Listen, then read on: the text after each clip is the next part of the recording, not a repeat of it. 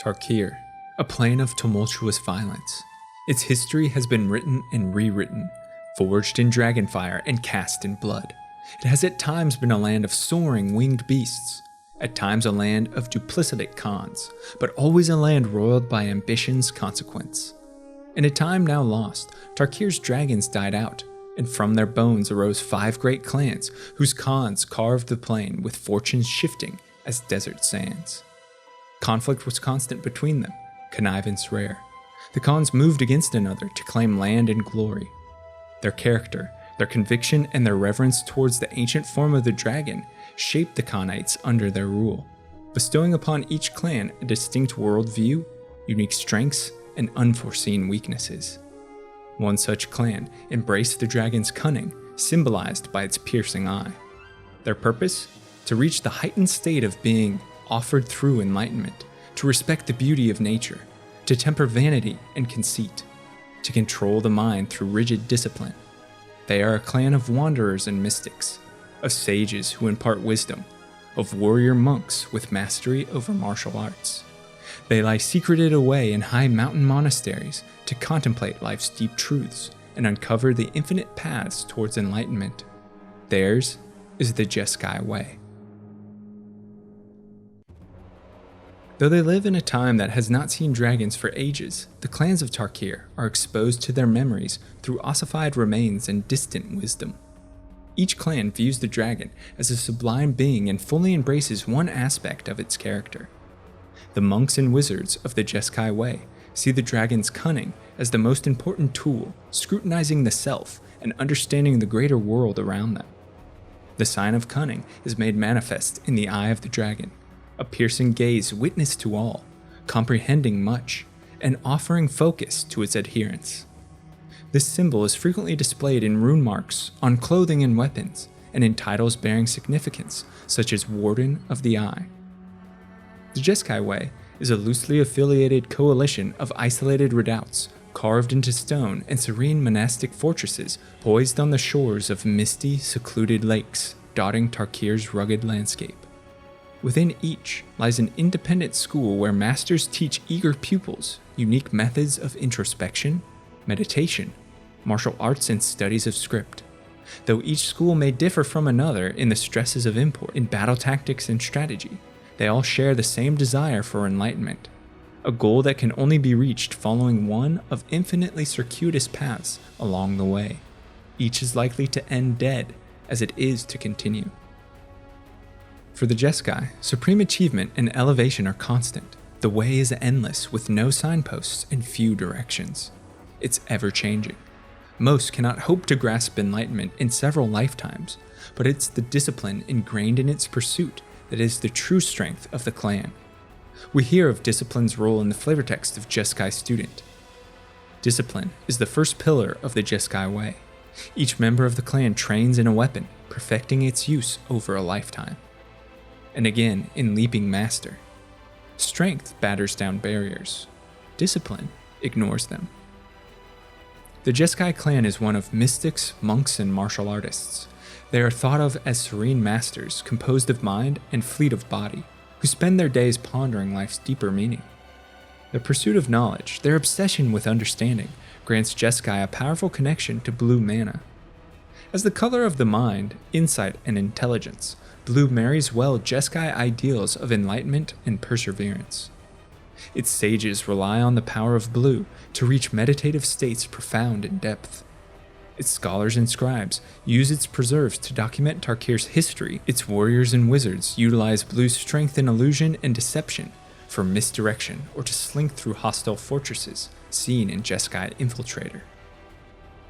The way is supplemented by ties to white mana ley lines, which pave the brick of enlightenment's path. White mana values order, which strongly influences the Jeskai pillar ideal of discipline. Without rigid structure, without taming of body and mind, an adherent would fall to base instincts and perfidious nature. Central to white mana is a sense of community and relinquishing the self. Jeskai schools offer solidarity to those of like mind, and to truly embrace the way, any sense of individualism or conceit must be sacrificed. The self-restraint in white heightens blue mana's insight for practitioners, which we can read in the flavor text of Erase. Truth is hard enough to see, let alone understand. We must remove all distractions to find clarity. The calculus and strategic planning of White molds pliable students into graceful and deadly warriors who have, through countless hours of disciplined practice, mastered martial arts to perfection. Their poise is on display in Graceblade Artisan and Lotus Eye Mystics. Contrasting greatly to White and Blue is the hot temper and impulsiveness of Red Mana. On its surface, Red Mana opposes the established doctrine of enlightenment central to the Jeskai Way. It contradicts order, embraces individuality, and lives in the fast moments of the present. But this dynamic swirling of combative forces works in the clan's favor to produce a culture more resilient and multifaceted. Red represents raw emotion necessary to stir Blue and White into action. For what is contemplation without fulfillment? What is planning without execution? Jeskai are by no means at the mercy of their urges. Through discipline, they temper and direct hot passions when necessary, seen in the art and flavor text of Bloodfire Enforcers. Bloodfire practitioners train to focus their rage, building it deep inside themselves until they are ready to release it as a devastating attack. Red Mana allows for development of new, chaotic fighting styles that stun enemies and misdirect in blazing flurries of movement. We see this in cards like Cunning Strike and Dragon-style Twins. Red is, however, a constant temptation for the Jeskai. There are moments when it must be embraced, but always with temperance, lest one lose their way on the path. An outcome witnessed in the art and flavor text of Lose Calm, which reads, "A lifetime of discipline, forsaken in a moment of rage." These three colors, blue, the wisdom of mind; white, the discipline of body; red, the impetus of spirit, merge to create a clan whose adherents embody the dragon's cunning. Jeskai are led on enlightenment's path by Narset, one who has expanded her being and achieved the highest level of existence. She imparts wisdom on those seeking, which we hear in the flavor text of Clever Impersonator. Our own selves are the greatest obstacles to enlightenment. Through her counsel, Jeskai practices are made, and in her calculated action the clan survives tumultuous machinations, impressed upon them by other khans. The melding of these colors and the Jeskai's mastery of mystical and martial arts is highlighted in the clan's prowess mechanic. It represents the warrior's ability to strike suddenly and unexpectedly, the sage's preference to draw strength from spellcraft and confound. This makes for a graceful, serene, and exceedingly deadly combatant, for which the Jeskai are known. Unlike other clans who claim central fortresses and dominate contiguous regions of the landscape, the Jeskai Way are a collection of isolated, disjointed monastic houses, loosely tied by bonds of shared ideals. Most often, their retreats are hewn from wind-battered mountaintops, effortlessly integrated into the craggy stone, or else erected by serene pools whose reflective waters stimulate prognostication. Several such monasteries dot all of Tarkir, but the largest and most influential is the Sage Eye Stronghold. This domineering mountain redoubt acts as Narset's seat, a meeting place for Jeskai elders, and a bastion of meditative study, supplemented by an impressive collection of arcane scrolls. Sage Eye is the voice of the Jeskai. Its Aven messengers carry dispatches far, as seen in Jeskai Windscout, whose flavor text reads, "They range from Sage Eye's stronghold to the farthest reaches of Tarkir." Other Jeskai fortresses possess unique views, scholarship, and fighting styles molded by the minds of their elders. Those of the Riverwheel Fortress contemplate on still waters, and when threatened, stir it to a foaming roil and inundate foes. Their fascination with and control over water can be seen in the illustration of Water Whirl, whose text reads, "Be as water, untamed and unheld, yet inexorably flowing towards a greater goal."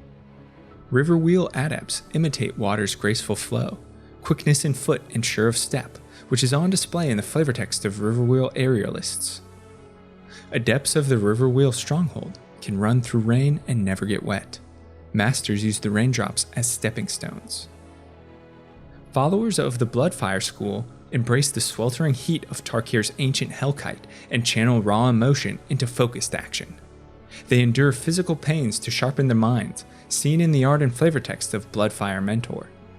The adept underwent months of preparation to withstand pain, until he was finally ready to receive the Efreet Master's teachings.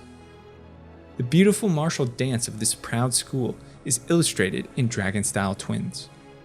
Adherents of the Lotus Path, meanwhile, draw on white mana strength through conviction and community. As the flavor text of Sage of the Inward Eye relates, no one petal claims beauty for the lotus, just as no one individual can claim superiority over the whole.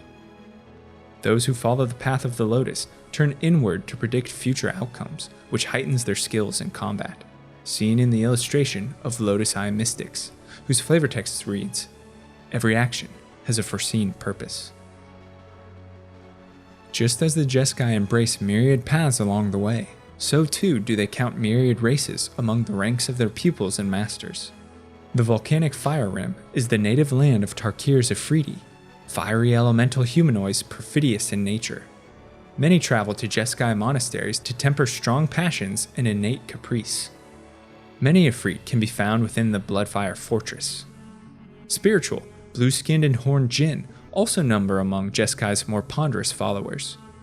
Jinn seek enlightenment through mental clarity and communicate strongly with the elements of water and air, granting them powerful basis in blue mana. Inscrutable, Jeskai Jinn oversee the documentation and preservation of Tarkir's knowledge, seen in Monastery Loremaster and Warden of the Eye, whose text reads, "The Wardens guard the sacred documents of Tarkir's history, though they are forbidden to read the words." Their mastery of elemental magic is illustrated in cards such as Whirlwind Adept and Mistfire Weaver. Unlike other planes where Jinn are of a corporeal form and capricious faculty, those on Tarkir are more physical than mystical. The high mountain peaks are a natural home to the Aven birdfolk, whose aeries sit closely by Jeskai encampments. This close association swells the clan's ranks with these winged aerialists, whose grace in flight is matched by their swift strikes. The Aven skill is given to us in the flavor text of Sage Eye Harrier, which reads, "These winged warriors meditate in flight, tracing mandalas in the clouds." Another winged mountain race has been adopted by the Jeskai for its temerity and hardiness. Massive mantis dwell within the rocky crags and have become bonded to the skilled monks who ride them into battle. Stealthy, composed and lethal, the mantis is nature's manifestation of Jeskai ideals, which we hear in the text of High Spire Mantis. Its wings produce a high-pitched, barely audible whirring sound in flight. Only Jeskai masters are quiet enough to hear one coming. While the card Mantis Rider illustrates the lethal poise possessed in Jeskai warriors who mount such creatures. For the Jeskai, the time of Khans has passed into impossible myth, this branch of reality severed by the actions of Sarkhan Vol. Their fate, much like that of the other clans, has been reforged, their new reality dominated by soaring, voracious and savage dragons no longer extinct. With the invigoration of dragon storms on Tarkir, the clans found themselves not merely engaged in intrigue amongst another, but in a struggle for existence against rapacious, implacable dragon broods. With the subsequent Khanfall, the clans were swallowed and subsumed by draconic overlords, their ultimate fates dependent on the whims of such powerful creatures. The warriors of ancient Jeskai found their monasteries besieged by the swift cunning of Ojitai and his brood. These dragons rely on meditation, foresight, and countermagic to win the field before battle even ensues. But just as all dragons, their calm countenance can quickly rile to mass devastation. Shu Yun, leader of the Jeskai, attempted in a desperate collaboration with the other Khans to destroy the rising dragon lords. He was, however, betrayed and murdered, an action that hastened the Khanfall and led to the dissolution of the clans. The Jeskai were especially despised and hunted by Ojitai for their ghost fire warriors. These dragon slayers fought with valiant grace using the colorless magic imparted upon them by Ugin the spirit dragon. But their isolated fortresses and dwindling numbers couldn't hold out. They were all killed or captured and summarily executed. The Jeskai libraries were ransacked. Every mention of the clans burned in dragon fire. From the ashes, Jeskai survivors and their descendants were integrated into Ojutai's clan. In this new form, red mana has been lost. Its temperament, its invigoration of fiery independence, represents a threat to the Elder Dragon's rule. The clan is therefore more ponderous, studious and servile to their draconic masters. All humanoids are beneath even the lowliest of Ojutai dragons. They are students who ingratiate themselves to their winged mentors in hopes of gleaning wisdom. In this dynamic, Ojutai sits as the great teacher, impressing valuable lessons onto the minds of his pupils, which we see in the illustration of Skywise teachings and Great Teacher's decree. While the flavor text of Dragon's Eye Sentry gives glimpse into the import carried by Ojutai's word. Even the humblest guard of Ojutai's strongholds ponders the puzzles of the Great Teacher's lessons. The Ojutai view the dragon as elegance and insight made manifest. They embrace meditation and study with industry in an effort to experience a fraction of what is possessed by the Great Teacher. The flavor text of Dance of the Skywise highlights such reverence. The Ojutai believe in the Great Wheel. Those who best serve the Dragon Lord are destined to be reborn as dragons.